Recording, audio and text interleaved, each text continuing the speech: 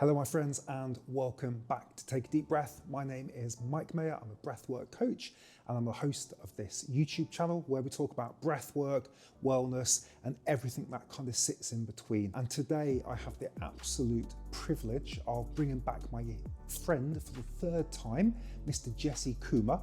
I think he's in joint first place now with the wonderful Patrick McKeown, author of The Oxygen Advantage. The reason Jesse's come back to talk to us about his new book, which is titled The Language of Breath, which I just love that, breath being a language. He's going to explain in this podcast how we should be using the breath to have a conversation. As opposed to, I feel stressed, do this breathing technique, he'll go into a bit more detail about the conscious, the subconscious, this other version of us that is still us, and how we should be using the breath to go back and forth.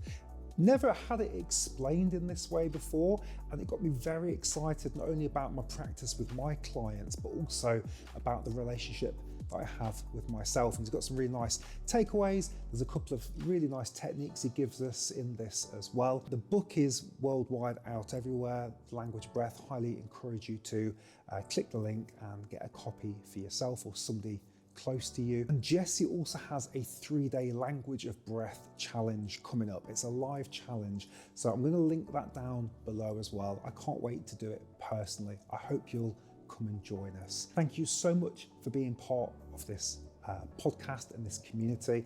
It means the world to me if you can subscribe, like, share, and comment. Any of those things are ace. And the more we get people subscribing and engaging, the more we grow. We're almost at 200,000 beautiful human being breathers, which is just incredible. It allows us to get bigger guests on, people that I feel are going to be really valuable to us as an audience. And so I made a commitment to you a little while ago saying my goal is to bring you one impactful conversation every single week. I'm on track to continue doing that. It's a lot more work my end, but actually a lot more fun, and it's keeping me sharp. And so I know that I've got these promises to deliver on, and that is my goal. And so if I could just ask if you've had any value at all from this podcast, please subscribe, please like, please share, please comment. One of those things, all of them would be incredible. Also, I've linked down below my 7 essential breathing exercises. It's a little ebook. It gives you the what, the why, and the how of it. My favorite breathing techniques, and then also allows you to play with those breathing techniques as well. So join the thousands of people that have already downloaded that. You get to sign up to my mailing list. And without further ado, I'm going to introduce you now to previous English language professor and now the author of The Language of Breath. He's an awesome dude. If this is the first time you've come across Jesse, go back and watch the previous stuff. And yeah, you can have a blast in this conversation. Thank you. Cheers.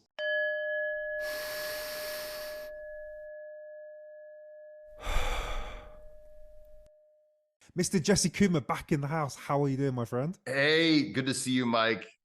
It's always good to be here on Take a Deep Breath. This is officially number 3. You're now in line with Patrick McKeown, our most frequented guest. So who's going to be number 4? Maybe it'll be you. We shall see. Very nice. Very nice. Yes, I got to get the bragging rights. Mate, it's I'm really looking forward to today. You got a new book out, The Language of Breath. We're going to dig into that. I've been thinking about what's the best opening question to ask. What keeps coming back to me is, why did you write this book? What made you come back and write another book about breathing? Yeah, because I swore I'd never write another book, to be honest. So for those of you guys who have not met me, if you haven't seen the other episodes, I mean, bless your heart. You know, it's my story through breathwork is one of really a disconnection within myself. I had really early on, I had this disconnection where I didn't really understand the messages that I was receiving, a lot of these sensations. And I think most people can relate to this, that at least in my case, I had social anxiety, right?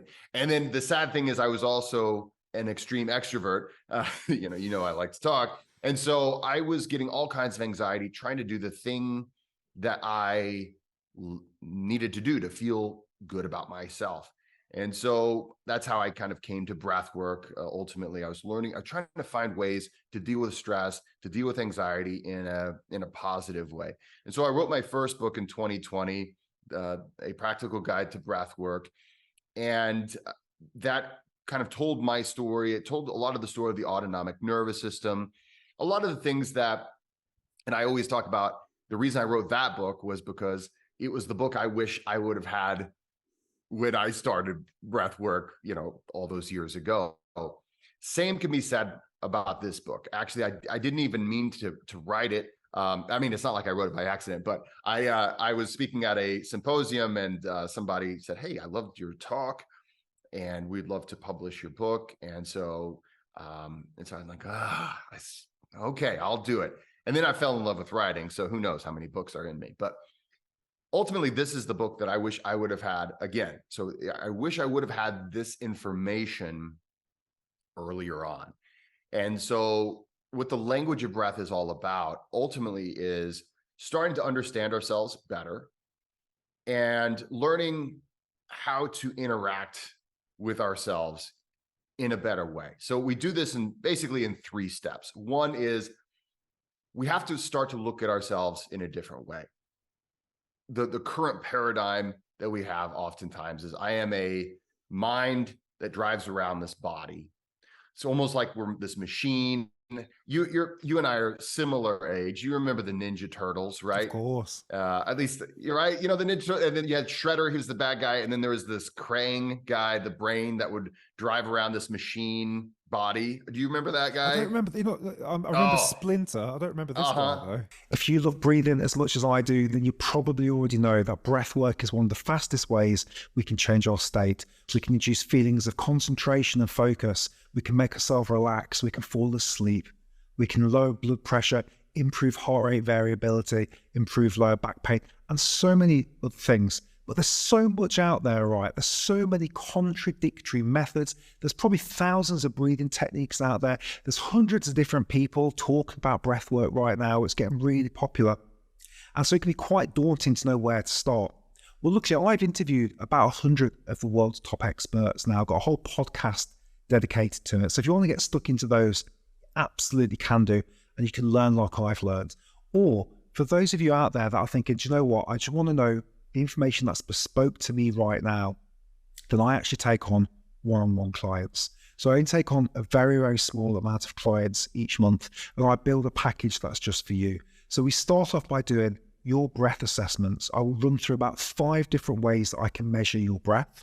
So we'll get a really good view of your chemistry, of your mechanics, of your nervous system, your sleep, really build a beautiful picture about what's going on with you right now. Then we look at your goals. Where are you trying to get to? What is it you really would like? If I could wave a magic wand for you right now, and you could get anything by using the breath, what would it be?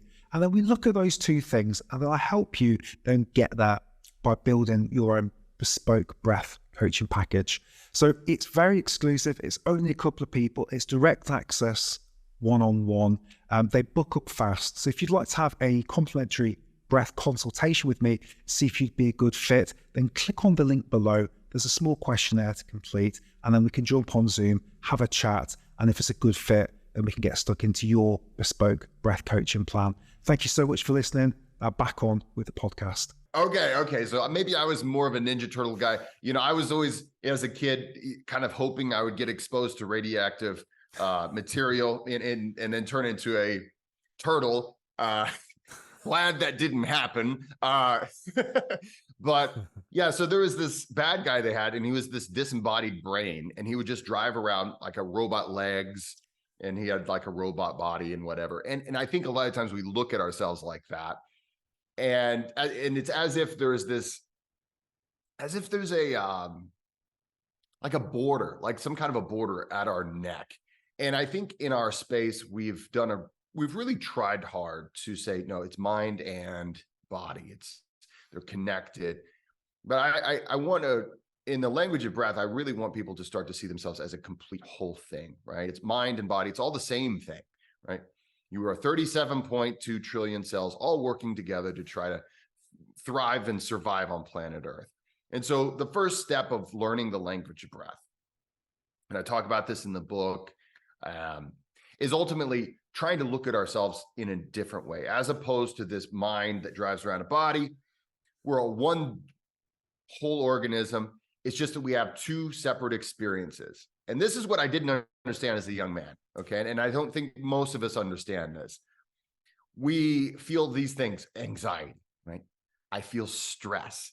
And just even the saying those words, right? There's a negative connotation, right? Stress. It's this terrible thing. Anxiety is this bad thing. And in reality, these are just signals. These are just parts of you, so unconscious processes that are trying to help you survive or to thrive on planet Earth, right? So I didn't realize this as a young man. And so I turned to drugs and alcohol to just, I was like, shut up. I don't want to hear these signals, right? So I turned to drugs and alcohol as a young man. I talk about it in my first book. I talk a little bit about it in this book, but more of this in this book is really focused on really kind of a user manual for what we really are, relearning what we really are. We're an organism that's ultimately here for action. And so these signals, the stress signal, the anxiety signal, these are actually not, we often look at them almost as if they're outside of us. There is a stressor, right? This thing that's outside of us. But the sensation of stress and anxiety, these are coming from your unconscious processes that are trying to activate you so that you're ready and have enough energy, so that your physiology is ready to take action, right? To run away or to charge, and that's pretty much the list of things that it's trying to either activate you for those things, or it's like, okay, maybe we're in a situation where we can relax, where we can think more clearly, or maybe we can even think more creatively, we can recover and heal. So we have to relearn what we are, because a lot of times we just think, oh, I'm a machine, and I wake up and I turn myself on, and then it's kind of like a machine. I drive to work, and then I do work, and then I go eat, and then I process. Your physiology doesn't see it like that. So what we are doesn't see it like that. So once we learn what those signals are, what stress is, what anxiety is, then what happened is I started realizing these are not necessarily negative things. They're just things that are there from a part of my unconscious processes that are trying to help me. And once you start seeing it that way, some of the discomfort goes away. It's still uncomfortable to feel these things, but it's not this strange, almost foreign thing. And so sometimes I say, if you were standing in a field and you started to hear a voice, right, and you didn't know there was someone there, it would be really crazy. You'd freak out, right? And it's the same with energy. When you start to feel energy, maybe you've had a cup of tea or a cup of coffee, and you know where that energy is coming from, and it's on purpose. Then it's great. I had my cup of coffee. I feel more energy. But when you feel like it's some alien foreign thing, and you don't realize that it's coming from you, you experience it in a totally different way. It's scary. It makes us freak out. And then what that does is it just makes us more activated. It adds to our stress. And so we have this runaway stress response, this runaway anxiety, when all I was trying to do was go to a party and socialize, or when all you're trying to do is go to work and speak in front of the committee, or, we experience these signals, and because we don't understand what they are, we interpret them as negative. And then that starts a whole cascade that leads to even more, and then it's more scary, and so on and so forth. So in the language of breath, the reason I had to write the book is, one, I wanted to really explain this. I started to understand it in my first book, but I really wanted to explain it. It's more than just the autonomic nervous system. It's all of this unconscious parts of us, which is about 95% of who you are, right? And it's trying to protect you. It's picking up patterns. It's doing all these things. And if you're not really aware of them, and you don't really understand how they're trying to help you, you can start to feel like you're broken. You can start to feel like something's wrong with you. You can have a terrible experience and you can lose your calm. So I wanted to write this book to really help people who are just like me. This is something that I wish I would have known way back then. It's been a little while since high school, but I wish I would have known that back then. And then in the language of breath, we learn, okay, once you understand that what you are, then how do you interact with these two parts of yourself, your conscious processes and your unconscious processes? And we do that through the language of breath. We do it with breath work. We do it with awareness. You have to learn how to decipher these things. And then once you learn those things, then you can start to have that better relationship with yourself. And you're not always just trying to white knuckle it through the day. You can start to say, oh, I see. Oh, thank you. Oh, unconscious me is saying this. I'm going to speak back to that. All right. And you can start to have a far more enjoyable life. And it's more than just a technique or just one little process or method. It's all day long. This is, your conscious and unconscious processes, they're always happening. And then when you understand kind of how these processes work, how they feel, how to interpret them, you can start taking an active role in them, and you can start to have alignment with those two things. And so I had to write the book to explain it in depth. So in this book, you're going to get an explanation of all of the stuff I just said, and in depth. It's not, and of course, if you've read my first book, you know that I try to keep things as simple as they can be without oversimplifying them, so that you really fully understand it, and then you can use it in your everyday life. Hey everyone, just a quick one. If you could take 2 seconds to rate this podcast. If you're on YouTube, you give it a thumbs up, a like, a subscribe, and a share. If you're on the other beautiful platforms like Spotify and iTunes, if you could leave us a review. It takes a couple of swipes of the thumb. Leave a little thing, share it with a friend. Think about how you found this podcast. Think about something that might benefit from the power of breathwork. Please share this because it helps the community grow. The more it grows, the more we get the wonderful guests. Okay, back to the podcast. Beautiful. Very cool. So you've really written something more than just about the breath here. We've gone into the mind, the subconscious. There's a lot going on here. So it's more than just like, slow breathing does X. There's a lot more, which is very, very cool. So if we could make this a bit practical, because this is something I'm interested in. So I don't know, you get to the end of the week, you're pretty tired, you feel a little bit stressed. There's loads of things you haven't done. It just feels nice. I just feel like I just need a couple of glasses of wine now to chill out. Yes. Yeah. Which I'm still nothing guilty wrong of. with that. I used to drink a lot more back in the day, but still I recognize within myself an uncomfortable feeling that comes up, and it feels like the wine or the beer or whatever is going to get rid of it, and it does in a temporary way. It does, but then my sleep is shit that night. The next day I wake up tired, and I've gone on this spiral. So what's going on there? And can you give us some practical tips of what I or my audience could do when we've got this, I feel like an alcohol is the solution to this uncomfortable feeling? What else could we do there? Well, so it's important to understand what's happening. It's so important. And this is why the language of breath. So I married into a Puerto Rican family. So my wife and all of her family, they all speak Spanish. And here I am. I'm an English professor. Like, I'm really good at this one language. And it's American English. I don't know where you guys in the UK put your Z's. I know you put an S on everything, where we put a Z, and there's all these things, right? So I'm very good at American English. So of course, where do I marry into? Spanish speaking. And so one of the things you learn when you're trying to learn a language is that it's one thing to learn some phrases, right? I can ask, where is the bathroom? ¿Dónde es el baño? Right? But as soon as I finish that sentence, I need to understand what the reply is going to be, right? Because if I can send a message. I'm going to send a message. But if I don't understand what's coming back to me, it's useless. It's like that with every language, including the language of your physiology. So the language within you. And inside of all of us, we have this never-ending conversation happening.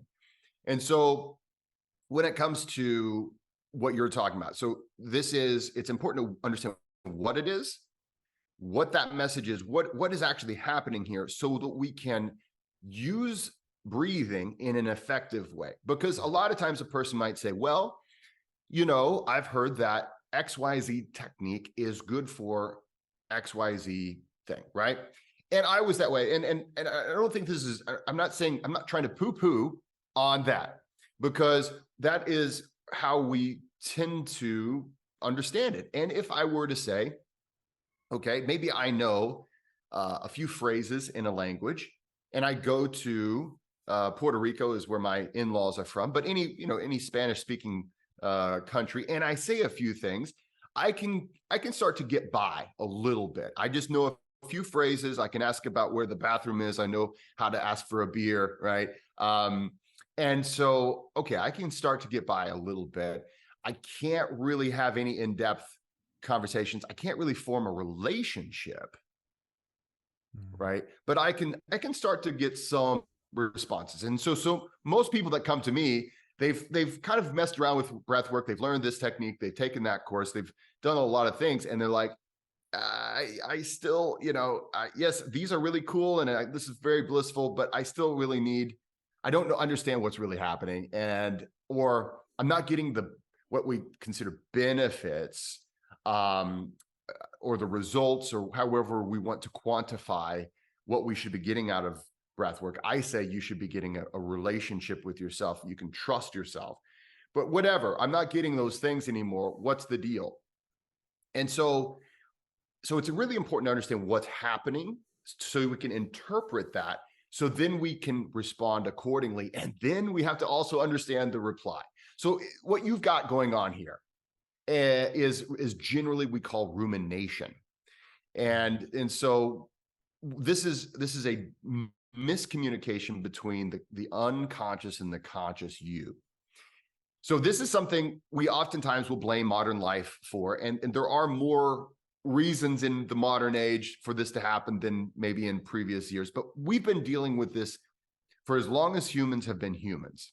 So everyone listening, I want you to understand what's happening to you when you ruminate. And just knowing this, just knowing it, knowing what's happening, is something that can help bring you a lot of comfort, because I want you to understand there's nothing wrong with you. This is something every human being that's ever lived we've had to deal with. So your conscious and unconscious processes are always bringing us through life. And when we talk about unconscious, we're talking about subconscious beliefs. We're talking about your autonomic nervous system functions. We're talking about everything that governs your physiology, your emotions, your beliefs, the way you see the world, the degree of threat that you believe is around you, the degree of threat that you would interpret every signal that you receive. We're constantly receiving messages from the outside world, approximately 11 million pieces of information at all times we're processing. We can only consciously process 40 or 50 pieces of information at once. So the vast majority of Mike, the vast majority of Jesse is unconscious. And that's where our personality is. That's where a lot of what we are actually is. Well, the conscious part of us is very important too. And these are two parts of us that do different things. They have different capabilities. Now, the conscious you, obviously, we can't process all that information so fast.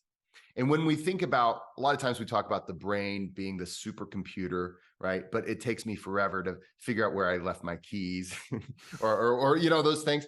Well, that's the unconscious that we're talking about, because it's processing insanely fast, but it has limitations. And some of those limitations is that it can only do snap judgments. It's processing very quickly, but it's not capable of close examination. So you can't unconsciously examine things in a close way, but you can with your unconscious. You can examine things. You can really think things through. Critical thinking is what we call it.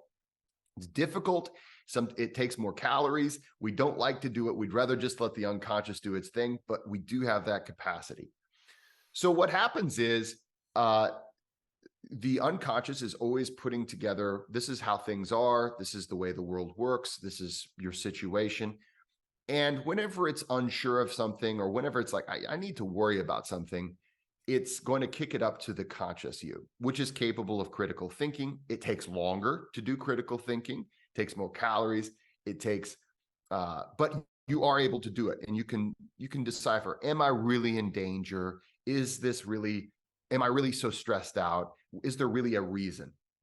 Well, your unconscious and conscious, they're always chattering back and forth, whether you know it or not.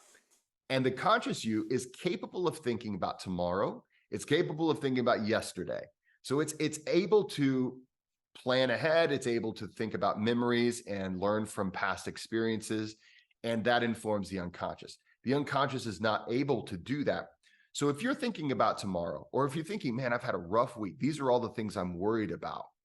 And maybe it's, who cares what day it is? You know, tomorrow I've got this appointment, or maybe it's even Friday evening when it's, you know, that's a typical time to have a glass of wine or a glass of beer. But man, Monday's coming. Monday's on its way. And on Monday, there's going to be all these things. Well, what happens is, okay, this is something a takeaway I want to give everybody. Your rumination, and it's been this way since people were people, is because you consciously know the challenges that you're about to face. It's coming in the future, and you can consciously think about the future. The unconscious you, which is, again, the vast majority of who you are, what you are, it's not capable. It doesn't understand time. So when you're thinking about the thing that's going to happen on Monday, which is for most people, it's going to be work, it's going to be the boss, it's going to be all these things. You're that conscious thinking informs the unconscious you about something that you're worried about. The unconscious you is going to say, is this something that could be potentially dangerous? And even if it's not physically dangerous, social danger is very dangerous, right? The boss being upset with you, or you being ostracized from a community because you said something wrong yesterday, right? It doesn't matter if it's today, yesterday, or tomorrow. The unconscious sees it as it's happening right now. And so it's going to try to put you in the best situation physically and emotionally and psychologically to face that situation right here and now. But you're like, I can't do anything about that. It's Friday night, or it's Tuesday, or I have to wait. So this causes rumination. This is what we call it. We call it rumination because we can't stop thinking about it. There's a part of your brain called the motivational network. It's going to continuously say, hey, you need to worry about this. You need to worry about this. Consciously, you're saying, I can't do anything about it. I'm laying in bed. It's 3 o'clock in the morning. I can't do anything about this. And so that's the disagreement. That's what we call rumination. So the team that is you, there's a miscommunication. And so one of the things we can do is, since we know what is the issue, right? Now we can actually use breath effectively to speak some calm into that situation. So when we have alcohol, we lessen our inhibitions, and we just generally just don't care, right? So we are dissociating in some ways. And I love good beer. I'm definitely not going to say don't drink, because I'm not that's not my platform or anything. But it is all too often something we do to just try to turn off this process. And it leads, and so is much of addiction. And in my first book, I talk about I had addiction issues, and I leaned too much into that when I was younger, just trying to turn that off. And it works for a while, but that unconscious you is still there, and it's still going to say, hey, we're trying to take action, because that's what it always wants to do.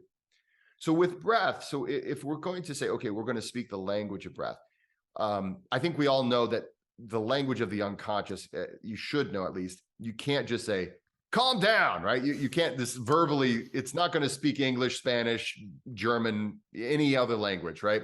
So we have to learn how to speak to the unconscious in a way that it's going to understand. And one of those ways, and the way that I detail in the book, is through our breathing. So we can say, okay, I know that I'm upset about something. And the more we can consciously become aware of how we feel, the better we're going to be able to interact with this part of ourselves. So that means facing it. That means some sobriety. That means experiencing the sensations. And for many of us, it's difficult to do that.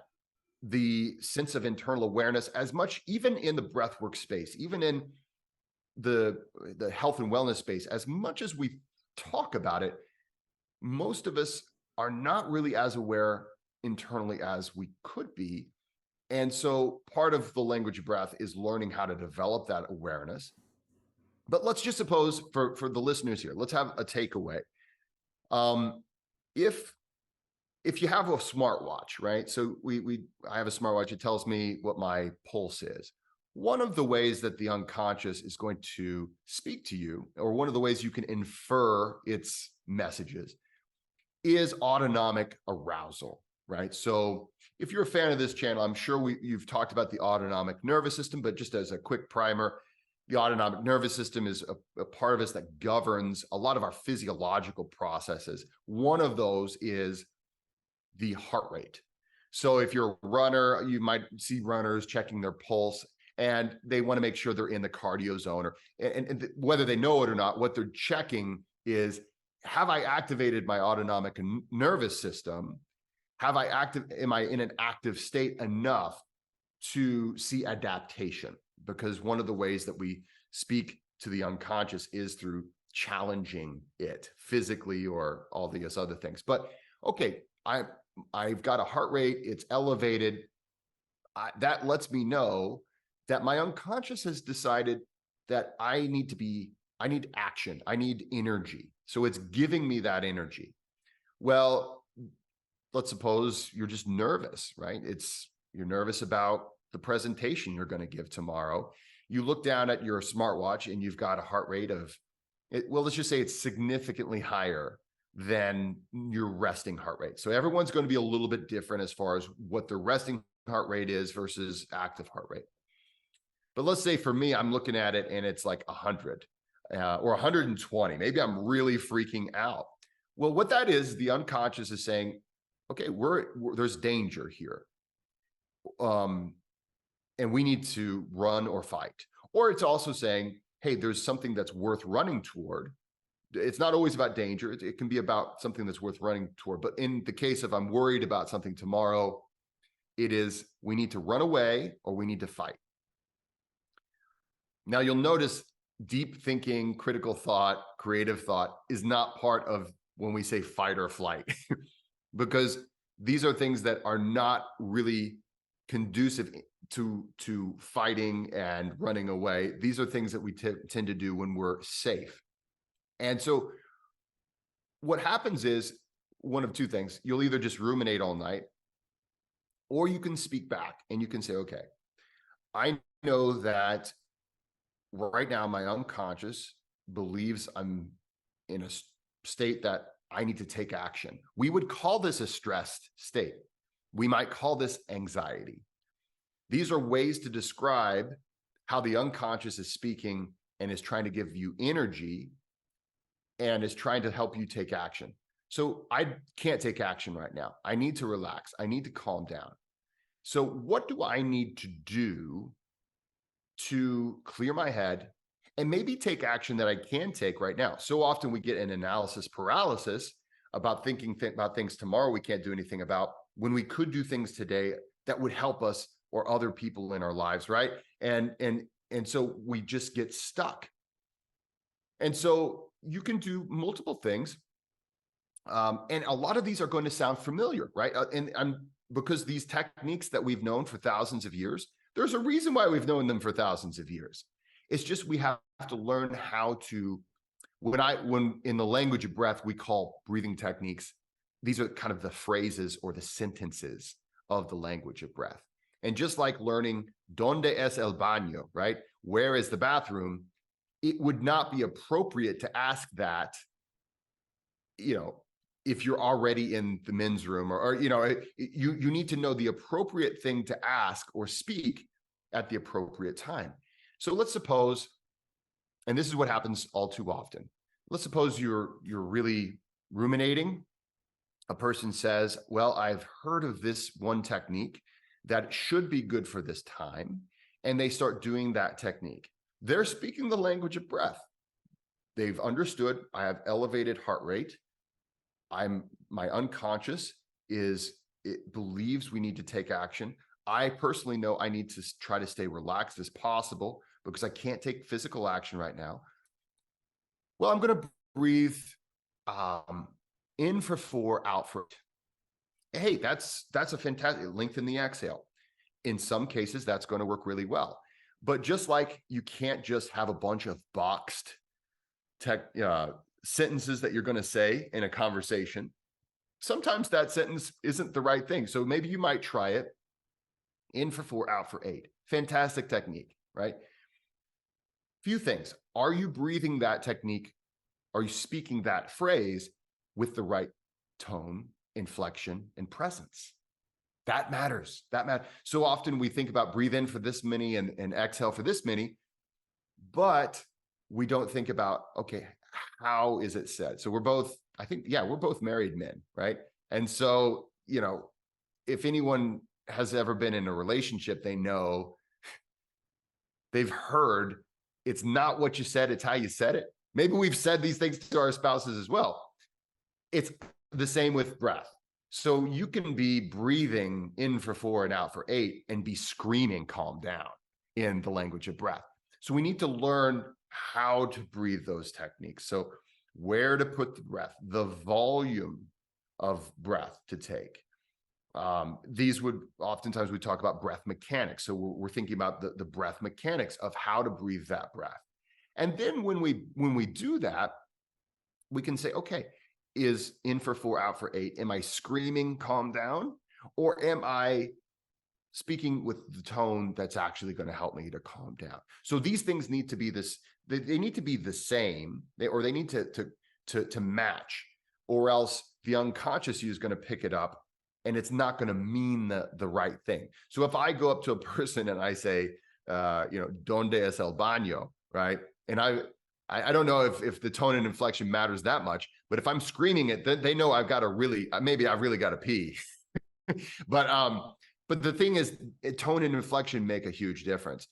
And so, okay, so great. So now we've done in for 4, out for 8. We've used the right tone and inflection through proper breath mechanics. We've used the part of the breath wave that matches what we're trying to say to the unconscious. Now, did the unconscious receive that message? So we need to be able to also to really develop that awareness so that we can say, oh, okay, message is being received. I'm starting to become more aware of, and you can do this. I think one of the easiest ways, and we start a lot of our students off with just heart rate, because that's one that even if you haven't developed your sense of internal awareness that well, you can always look at your heart rate if you have one of these monitors. And then you can start setting up, well, I feel this way when my heart rate is here. I feel this way when my heart rate is here. And then you start to get to know yourself real well. And then you say, okay, you know what? I don't think that my unconscious is really getting the message. Maybe I need to adjust what I'm saying, or maybe I need to adjust how I'm saying it. And then you start to, unconscious Jesse is finally getting the hint. Good, great, awesome. I'm going to continue to speak this way. Or maybe I'm going to change the sentence or the technique. I'm going to adjust it to a different technique because now I've calmed myself down to this level, right? Now I'm calm enough that I can say this next thing. And if you've ever tried to calm another human being down, right? You may not start with, now let's take a nap, right? You probably start with, let's stop screaming. Let's calm down. Can you sit down? Or maybe we can just pace a little while. Okay, now we've paced a little while. All right, now we get, so there's a progression in a conversation. There's just the same way there's a progression in the conversation within you. And so building that relationship is the whole goal here. So taking it back, okay, so that was a long way of explaining it, but it's important to understand the foundations of it, because if you don't, it's the same as getting Duolingo, right? And learning a few techniques, right? Well, I'm done. I don't even need to practice. And I swear, Duolingo, I've tried so hard, but you have to actually practice with actual back and forth to get these things, because it's the same with your breath. You have to practice, and you have to start to really get to know in a way we might call our unconscious, our partner, but it is still you. It's important to understand both of these things are very much you. So whenever it comes down to, I need a beer, I need a glass of wine, again, I love to celebrate the weekend. I love to celebrate a cookout or something like that. But when we use it to try to calm down, we can also say, what's actually happening? Okay, this is natural. It's been happening to humans since humans have been, Epic of Gilgamesh, all these, Homer, the Odyssey, all these ancient stories, they had the same thing happening. The conscious and the unconscious, there was a disagreement. How can we start to bridge the gap between these two parts of ourselves so we can start to live a better overall life as a team? I love that. First of all, I've married into a Polish family, and so I have a similar situation. Yeah. Hey, awesome. And we were in Krakow a couple of days ago, and I went to the bar, asked for a glass of Coke, asked for it in Polish, thinking I'm dead clever.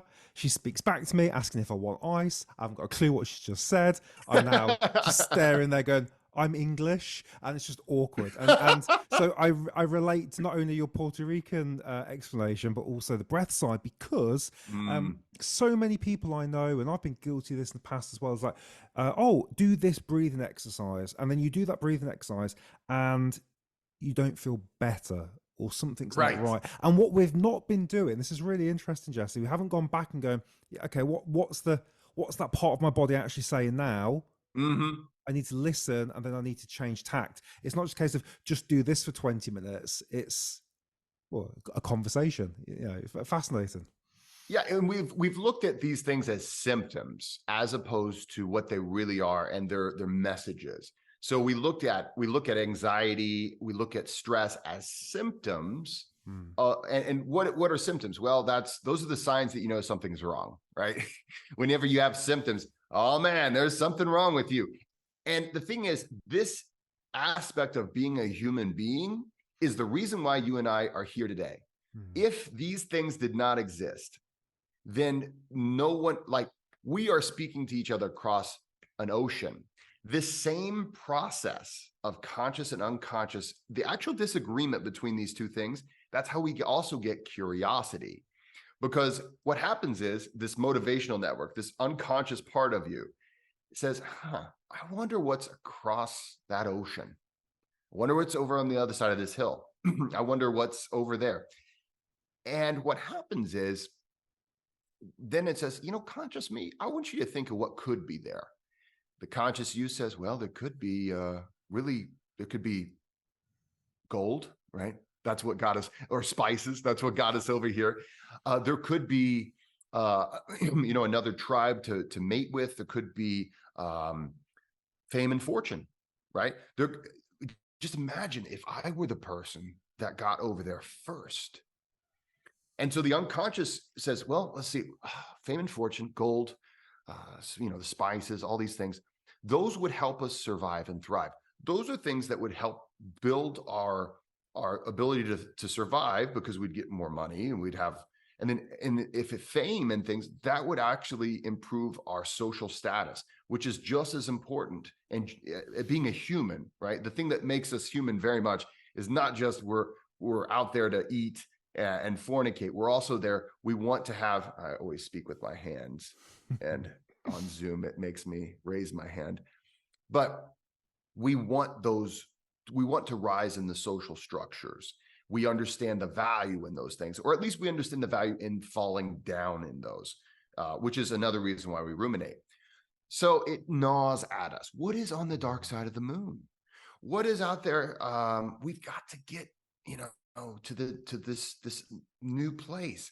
It's part of what it is to be a human that has driven us to some of the best possible things that we can do. It also drives us crazy. And understanding that this is not something that's wrong with you is the foundation of, okay, now how do I interface with this process? How do I interface with this element of being a human being?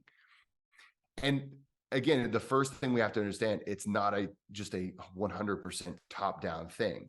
You have to be friends with this part of yourself because it's still you. And it's actually stronger than the conscious you in many ways.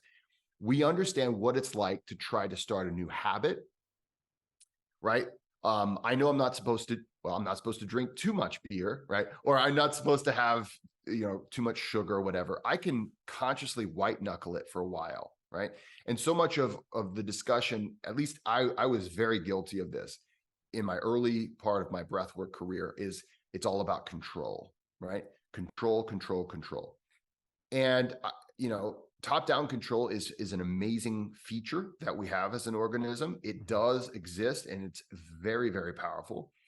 But if you're not working as a team, then you can never really rest. You're always white knuckling it. You're always top-down control. And so what we can do with breath is more than just alleviate the intermittent stress response. We can do more than feel blissful, with a technique or a session in the morning or the session in the afternoon. We can actually start to form a relationship with ourself that we've never had before. And we can start to trust ourselves. We can say, okay, I'm going to start to develop new patterns and habits because I'm going to be able to speak to my unconscious. I can interface with this in a way that lets my unconscious feel safe enough to develop new patterns and habits.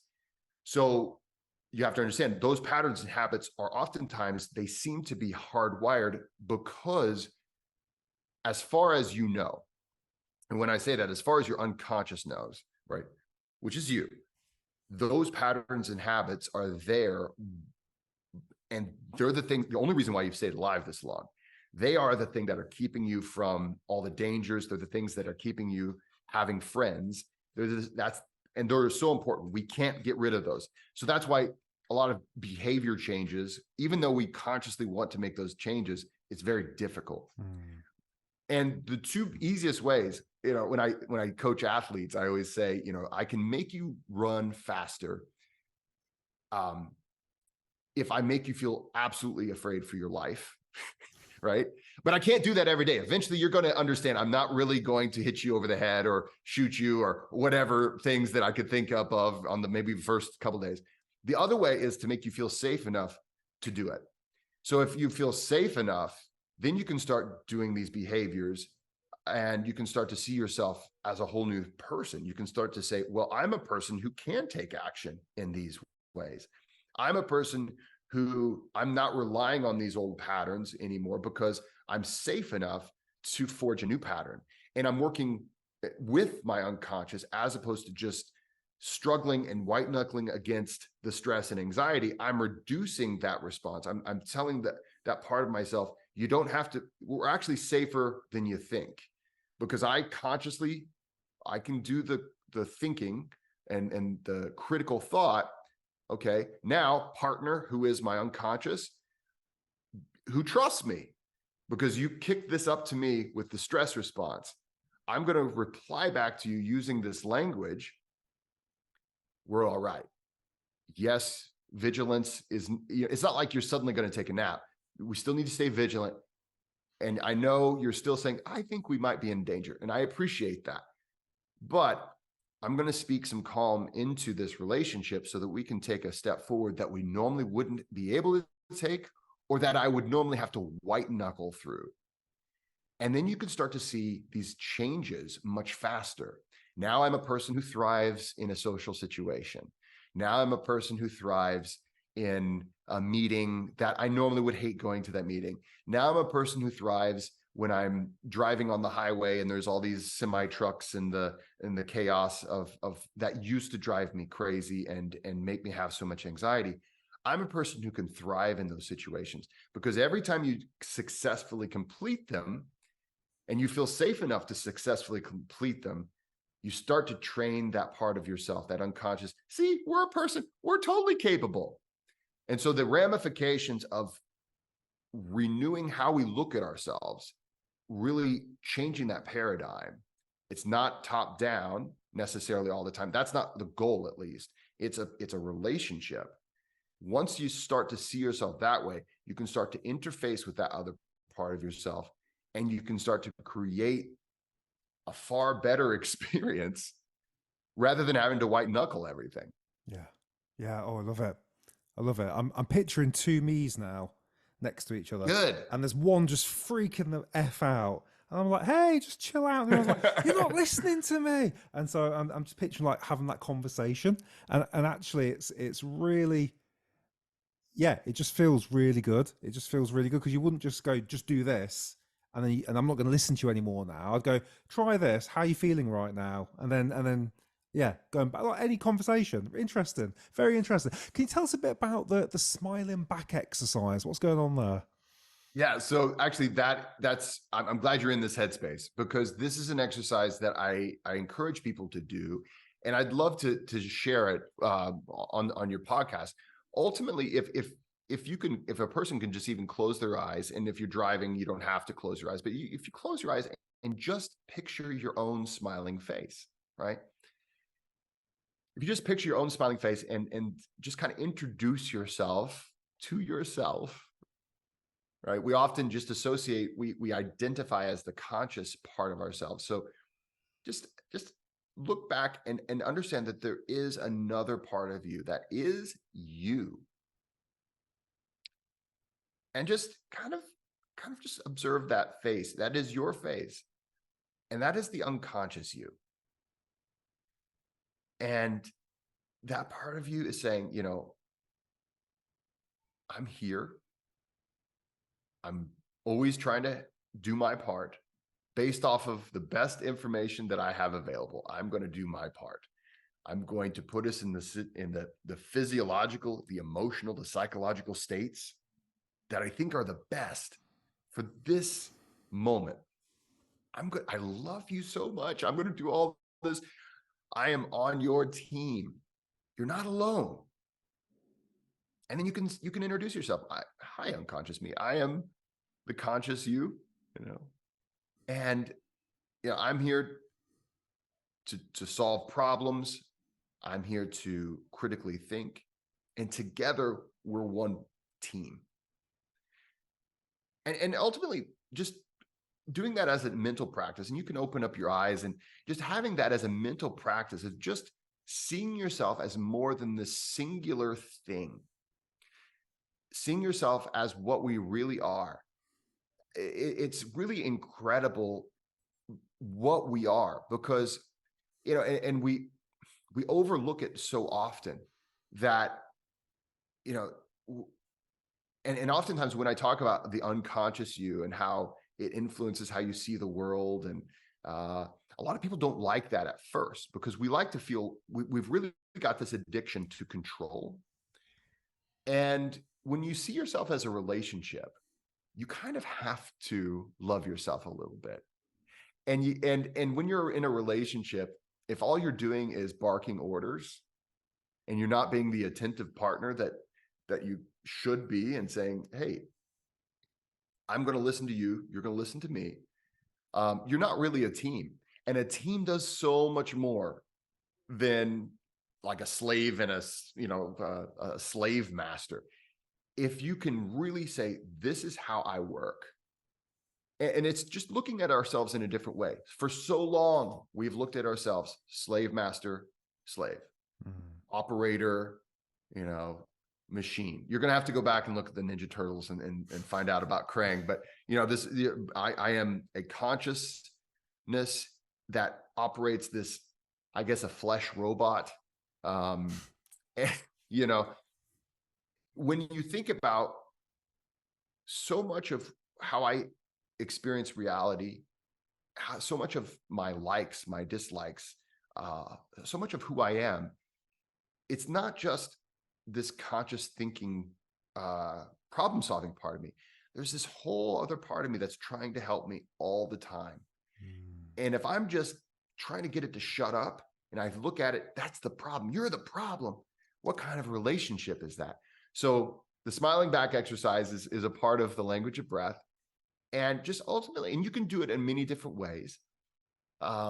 It's just a way to start to recognize, because we have to we have to rewrite that paradigm. We are born into a paradigm. Of course, in the 21st century, we've been heavily influenced by Rene Descartes. We call it the Cartesian split. And that's where we get the real codified view of ourselves as a mind that is completely separate and different than the body. And it's something that we've had for thousands of years as well, but really codified as by Rene Descartes. And he would describe the body as a machine. We have to rewrite that paradigm and see ourselves as a relationship, because not only are we a relationship within ourselves, we are a relationship with the outside world too. And when we have a strong inner relationship, then we can meet the outside world with strength and confidence and calm and friendliness, right? Then when you see people, they're not a threat anymore. They're other human beings that are relationships just like you. And you can start to kind of forgive people even for being a little, oh man, that person must have, there's things going on. I'm a human being. That person's a human being. We're dealing with this. We've always been dealing with this as long as we've been humans. So that smiling back exercise is something to come back to every day. And you don't have to close your eyes, even when you're driving. Understand that, oh, wow. So I'm experiencing this as a singular experience, but my unconscious is watching all these different directions out of my peripheral vision. It's observing the temperature. It's listening for things that I don't consciously even have any awareness of. It's hearing things, and just really value that team. That's the strongest you. Beautiful, man. You've got me thinking about this at a whole other level now, which is really exciting. Really exciting. I'm already picturing there's two of us here in this room, which could make me sound a bit crazy, but if they've watched this podcast, they will know that that's not true. So you've got so the book, we're going to put the link down below so people can get the book. But you've also got a challenge. You want to tell us about the challenge? What's going on? When's it going on? What is the challenge? All that stuff. Yeah. So we've got the book is coming out. It's available for pre-order worldwide. So wherever books are sold, wherever fine books are sold, you can go in there and say, I'd like Jesse Coomer's The Language of Breath. And you can get that on pre-order. If you pre-order, you get the guaranteed list price in wherever you live, in all countries across the world. We are also in conjunction with this, where we have a online course launch that we're going to be doing. But even before that, what I'd like to offer everybody is just the opportunity to start to really experience this new paradigm. And so we're doing a free challenge, and it's coming up. It's going to be in the first part of October. And we're going to do a 3-day challenge, and it's going to be live with me. And I'm going to guide you through different ways of hearing the voice of the unconscious. Because again, we can learn all the techniques, you can learn all of that, but it's really not going to be as useful as you think unless you understand that it's all about building that better relationship within yourself. So to do that, we have to start to learn to listen. We have to start to become more aware of how the unconscious speaks. And so we're going to do the challenge. It's early October, and I'm going to be sending the Take a Deep Breath audience. I'll be sending you a special invitation for that as well. And we're just going to take some time to start experiencing that. And that is coming up, like I said, I think it's the first week of October, and the book launch is October 24th. Cool. So Very cool. yeah. So all those links will be down below. Please go and check out the challenge. I look forward to being there as well, my friend. And I've really enjoyed this today. You've really got my brain going in a few different directions now, which is very exciting, about new layers to this thing we call breath and mind and body, which is very, very cool, and combining it all. I've got a couple of cheesy questions for you to close this off. I don't think we've done this before. I love cheesy questions. So where should we start? If you got stuck on a desert island and for some weird reason you could only bring one breathing exercise with you for an entire year, what are you doing on that desert island every day? Oh, I love that question. So if I could only do one breathing technique, I probably would do sniff, sniff, poo. That is my classic. That is my favorite. Sometimes people call it the physiological sigh, but as a dad, when I became a dad, a part of my genes was activated for dad jokes, and I can't get away from it. My son, he'll see me doing it. He's like, sniff, sniff, poo, I see. I'm like, yes, son, you you know me well. I love it. It can be done briefly for a little enjoyment. It can be done for long periods of time. Sniff, sniff, poo for the win. Sniff, sniff, poo. Somebody else told me about sniff, sniff, poo, referencing you, and I was like, oh, I like that. I do. And now that I've got the dad gene as well, I do love a good cheesy joke as well. There it is. So that's the desert island one. Next one. So what book would you recommend on top of obviously your two incredible books, The Language of Breath and A Practical Guide to Breathwork? What would be a very distant third book, you know, way after those? Yeah, it's like I can barely see it. It's so far in the distance now. One of the things we're going through in breathwork is what I call the third wave of breathworker. And so we're looking at people that are getting more into the embodiment. What I'm looking at as language of breath, really looking at, it's not the top down, it's your whole being. And so when I look for a book, I'm looking for a book that's going to help me embrace that full beingness of how I am as a human being, and then also breath. So my favorite book to recommend when it comes to breath work, other than my own, is Jill Miller's Body by Breath. I'm a huge fan of Jill Miller's Body by Breath. I have, for my breath workers, so the Language of Breath Worker School, I ask all of my new incoming class, they all need to have that as a reference book. It is a book that it has, there are scan codes that you can even watch, little videos that'll pop up. She's done a really good job of explaining how all of these different aspects of our physiology work in the physical action of breathing. And then also she even gets into some of the stuff that I like to dive super deep into with regards to the embodiment of our emotions and our feelings. So Body by Breath, Jill Miller, tell her I sent you. Beautiful. I will be getting that after I've read your book, obviously, again. Thank you. And finally, last one. What does breath work mean to you? The word breath work. So for me, breath work, there's what it is with regards to the language of breath, and you know, it's a language, and I've already spoken about that. But as far as just there is a certain thing that when you find something, you care about it very much. And as a breathwork as a noun, breathwork as maybe a proper noun, a capital B for breathwork. What is breathwork to me? It is a very important thing that I want to see done. I want to see it grow in an honorable way. It's something that there are, like, for instance, there are a lot of movements that come through, like yoga, like Pilates, like certain supplementations, certain styles of workouts and things like that. And you see how they can be done honorably.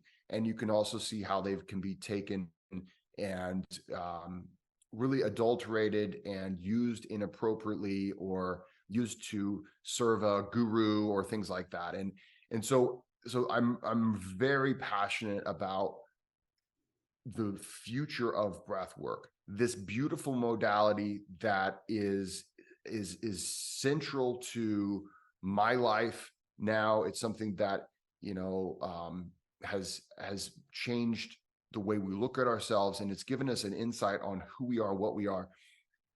It means the world to me. It means it's a very valuable thing that my hope, and what I hope that you can do, because you are one of the biggest voices in this, and I appreciate what you do on this podcast, is that it can be spread in a way that will not lead people to harming themselves, that it will not lead people to causing a lot of over promises. You see it in fitness, you see it in all these things.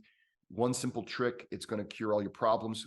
These far out there claims in every industry that's ever come out, it's always been that way. So it's something that I see as, it's very personal to me. We've been very fortunate to kind of get in on it at the early, kind of the onset of it's blooming in the world.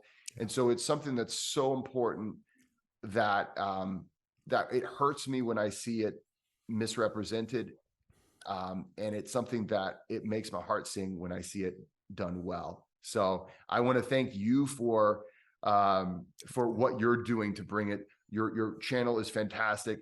I've loved it since I've seen it. I've been jealous of it because it grew faster than mine, but this is a good jealousy. It's the kind of jealousy that you hope to have for people that are really doing good things. And I've been so fortunate to get to know you over these years. So it's something that I really appreciate what you do. And it's something that I appreciate what all people that are in this space are doing to bring their own voices to it in a way that is responsible, that is in a good and decent and an honest way. Beautiful. Yeah. I everything you just said resonates with me completely. Yeah, it's a beautiful modality. It's having its day in the sun at the minute. It's exploding. Yeah. With that comes some charlatanism, I'm sure, and some other problems, but also a lot of beauty comes with that as well. And you're definitely part of that beauty and sunshine, my friend. So I appreciate everything you are doing. People, go and get the book, sign up for the free challenge, and let's do this again soon, my friend. I want to be the guy who's had 4 times. Let's do Mr. Number 4. Yeah, let's do it. Yeah. Thanks so much for having me, Mike. Cheers, dude. Right. Thank you. Thanks everyone for watching. See you on the next episode. Thank you for sticking all the way through to the end. I hope you enjoyed that conversation. There's literally a million things that you could be doing with your time right now. And the fact that you gave it to this conversation, I really want to thank you for that, because your attention is super, super valuable. And I hope you got a lot of value from this. If you did, please consider sharing this podcast with a friend or a family member or a colleague. And if you haven't done so, just a reminder, grab that free PDF that I've got, my 7 favorite breathing exercises. Super simple exercises that you can just click on. It plays them through YouTube and you can just practice different things, getting to sleep, reducing stress, firing ourselves up. So that's just a really quick thing. It's a bit of value that I can give you as a bit of a thank you. And it means that you can kind of just get some practice in on some of these different techniques that are out there as well. And finally, I just wanted to mention that I am open to breath coaching. I only take on a couple of clients each month because it's very bespoke. So I'm looking for you if you're the type of person that is high performance, that is very driven and wants to work on themselves and knows that there's something isn't quite right. Maybe there's a little bit too much stress, maybe there's a bit of anxiety, maybe you can see burnouts a couple of stations away. Whatever it is, athletic performance, then it's worth having a free breath consultation with me. I do a complimentary 45-minute set on YouTube, and we can really have a chat and just see if the breath coaching is a good fit for you or not. And what I'll do is I'll take some breath measurements with you, work out exactly where your breathing is right now. We'll run a number of tests, get the tape measure out, measure your diaphragm and your rib cage.